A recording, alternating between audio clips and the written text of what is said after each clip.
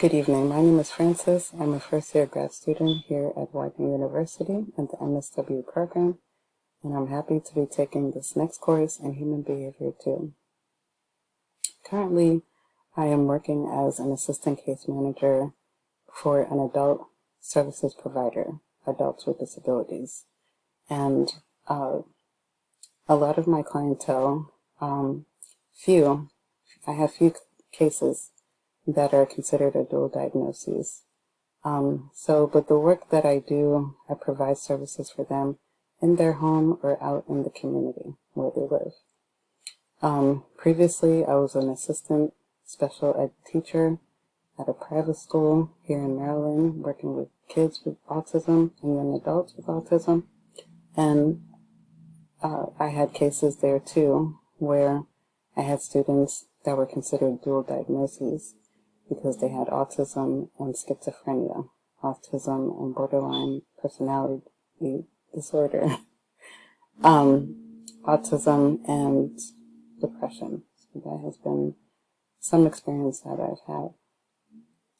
My beliefs about mental health diagnoses, I feel that in the medical term, professional medical term, if a person is considered to have a mental health illness, then yes, they would obviously be diagnosed. But I feel that even if you're diagnosed with a mental health illness, it doesn't define the person that you are.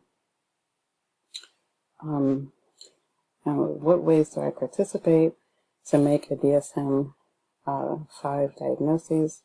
I feel most important thing when I work with my clients is to just be there, to be present, be in the moment, and to listen to them, create a safe space for them to be able to, tell you the issues that they have or what they're really struggling with.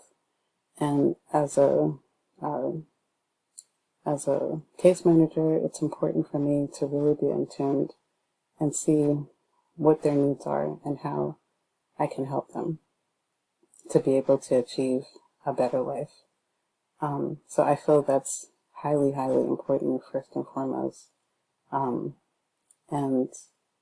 I think when you're able to do that, your client or your patient will come away feeling like, successful because they have somebody in their corner that truly wants to help them. Thank you. I'm looking forward to meeting everyone and learning more about human behavior too. Thank you.